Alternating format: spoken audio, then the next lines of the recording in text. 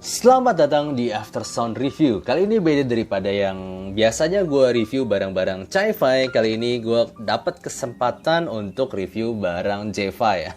Bukan J-Fi juga, pokoknya barang dari Jepang. Dan ini adalah Kodongguri Brass. Sebelumnya thank you banget untuk Bro Alfi yang udah minjemin ayam ini. Dan jadinya gue bisa review dengan jujur. Kodongguri Brass ini gue dapat infonya dia seperti penerusnya dari Kodongguri Shizuku dan harganya adalah sekitar 795.000 kalau gue lihat di toko hijau. Jadi ya 800 ribuan lah ya. Dan dia menggunakan single dynamic driver presisinya, tapi dia menggunakan tornado equalizer teknologi yang sudah dipatenkan oleh Ocharaku. Nah, langsung aja kita akan bahas dari build, fit, suara, dan juga perbandingannya. Mulai dari build-nya sendiri, ini sih seperti barang premium karena dari housing-nya ini berasa berat. Berat dan ini brass atau kuningannya ini memang berasa bagus ya, dan itu sampai ke nozzle-nya juga bahannya sama. Cuma di belakangnya ini ada seperti bahan, gue nggak tahu ini apa sih. Kayaknya plastik, tapi plastiknya tuh tebel, jadi berasa kuat juga di sini. Nah, kemudian ke kabelnya ini sendiri, kabelnya memang tidak detachable dan mungkin untuk kalian lihat di video ini terlihat ngeri ya di bagian sininya. Tapi sebenarnya kalau dipegang di tangan, ini kualitas kabelnya itu bagus. Jadi ini seperti ada sleeving yang bagus, lentur tapi juga kuat. Jadi overall memang seperti gue kayak pegang barang yang premium lah ya. Dan jujur aja gue pernah nyobain kakak-kakaknya yang Ocharaku Kaede, Ocharaku Kuro, Ocharaku Sakura. Dan semuanya itu kabelnya jujur terasa premium karena lentur dan fleksibel, tapi tidak ada yang detach dan rada tipis semua. Jadi ya tetap aja hati-hati, jangan sampai ketarik-tarik. Kemudian untuk fittingnya sendiri, ini adalah fitting yang gue pakai di kuping gue, dan jujur aja dia pakai ear tips apapun buat gue gak bisa super kedap-kedap banget atau masuk-masuk banget ke kuping gue. Dan by the way, ini pakai ear tips bawaannya yaitu Tips Funnel E, yang dimana gue coba berbagai macam ear tips. Buat gue tetap paling cocok ear tips bawaannya sendiri ini ya. Oke, langsung aja kita bahas ke suara. Di bagian suaranya seperti biasa gue akan pakai Vio BTR5, kemudian X-Duo, X10, dan juga i5 XDSD sebagai source-nya. Dan ini adalah list lagu-lagunya.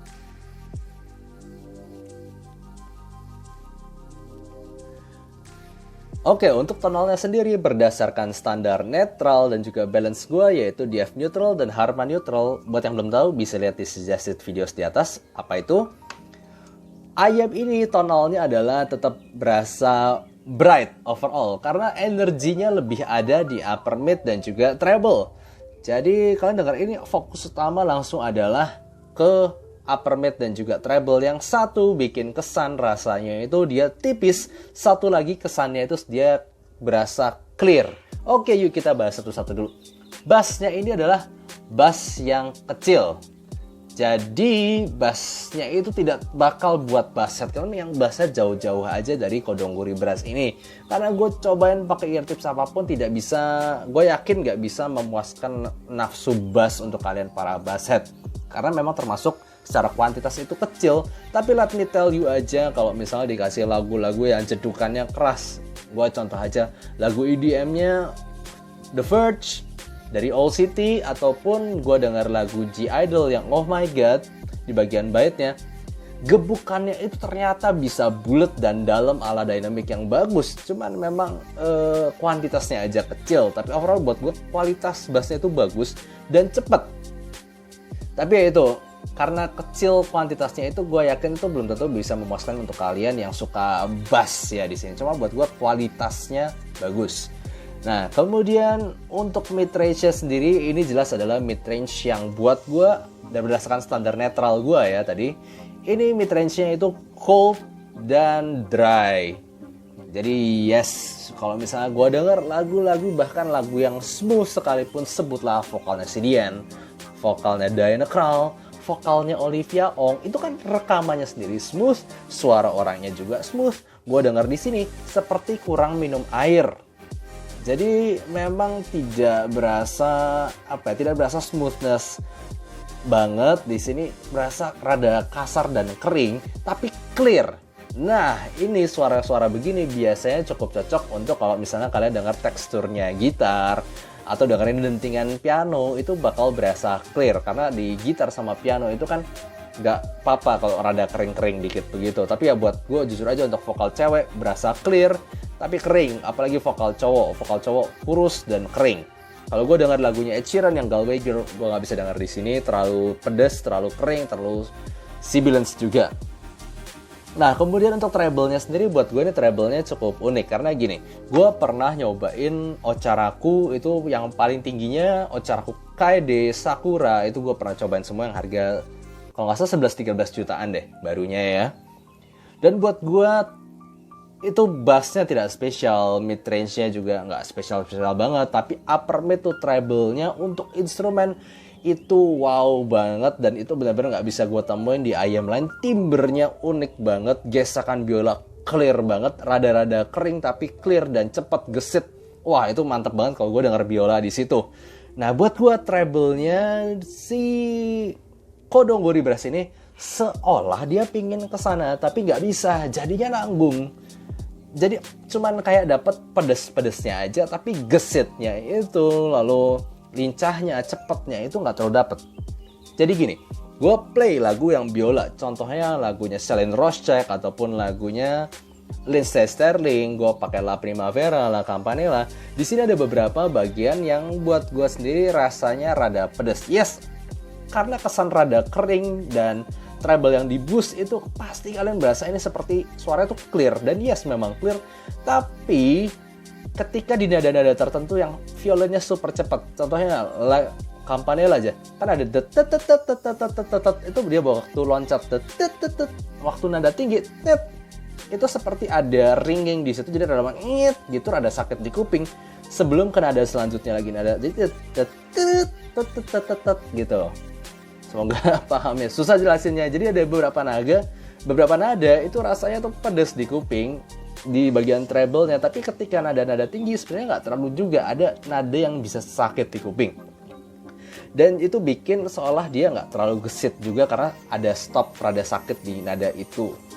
Jadi overall ini cuman rada pedes-pedesnya aja, tapi gesitnya, cepetnya itu buat gue tidak bisa menyamai sama dengan kakak-kakaknya kayak di Ocharaku Guro ataupun Ocharaku Kaede dan Sakura. Jadi overall rada nanggung aja treble-nya. Gue antara suka dan enggak, tapi gue harus ngomong gue sendiri kurang cocok karena gue pernah denger treble simply yang lebih baik dibandingin ini.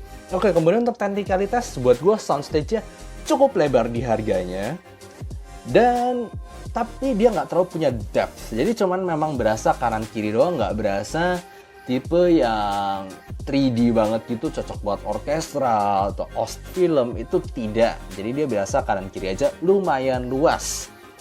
Dan juga buat teknikalitasnya sebenarnya nggak bagus-bagus amat, cuman mungkin karena upper mid dan treble-nya itu ada yang ditonjolin, jadi buat kalian seperti berasa clear. Tapi padahal kalau misalnya dia ngomong separasi, gue cobain kasih orkestra, gue cobain lagu yang ribet-ribet gitu ya, kayak Two Steps From Hell, gue dengerin lagunya juga yang Hans Zimmer, itu sebenarnya separasinya nggak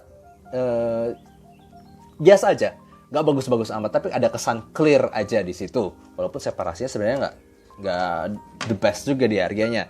Nah, sekarang untuk perbandingannya sendiri gue bakal bandingin sama ayam yang buat gue masih favorit gue pribadi di under 1 juta, yaitu Tin T2 Plus. Nah, Tin T2 Plus juga punya suara lebih ada V-shape sih, karena dia lebih berasa ada boost di bassnya dibandingin netral, dan juga ada boost di treble.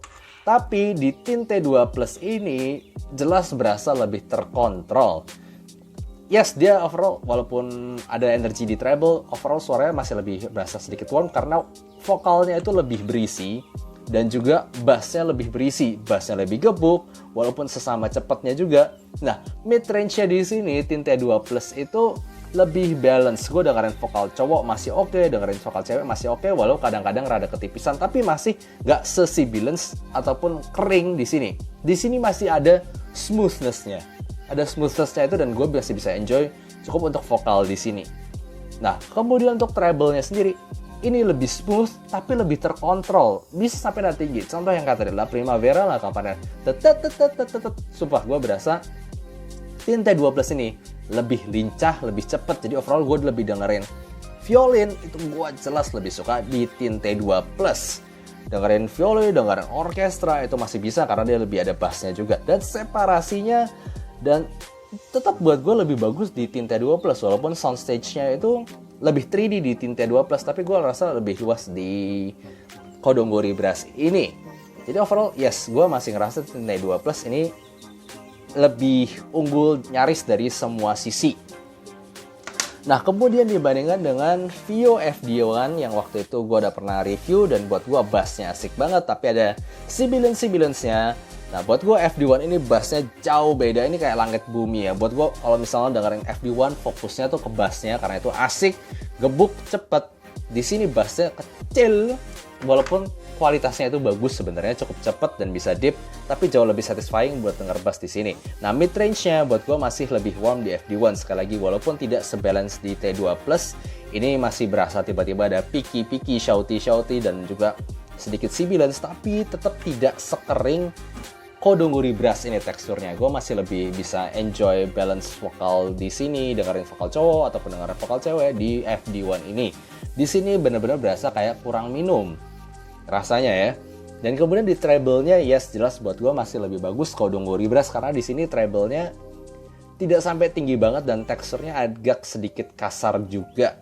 Tapi overall lebih bisa kasih definisi, detail dan juga kecepatan di sini. Tapi yes, mereka berdua mereka berdua itu different beast ya. Yang satu fun diajak buat ngebass, rada berasa V-shape.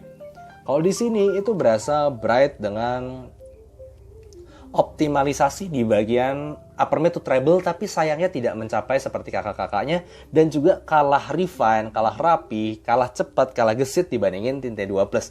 Jadi overall buat gue untuk sekarang, I'm sorry Kodonggori Brass itu tidak terlalu recommended karena buat gue dulu yang berasa spesial dari adalah treble-nya. Treble-nya yang clear, upper mid yang clear itu. Tapi sekarang karena ada tinte 2 Plus dan juga Moondrop SSR, buat gue simply mereka lebih punya bagus. Sayangnya Moondrop SSR gue nggak bisa head to head. Tapi dengan tinte 2 Plus yang merupakan favorit gue sendiri, lebih gesit, lebih cepat, dan lebih bisa kasih detail. So overall gitu aja. Seperti biasa, apa yang buat gue nilainya bagus ataupun jelek belum tentu bagus dulu. Ini berdasarkan standar penilaian gue aja. Jadi thank you banget yang udah nonton. Semoga kalian suka dan jangan lupa kasih like dan subscribe apabila kalian suka dengan video ini. Oke, thank you semuanya. See you next time. Bye-bye.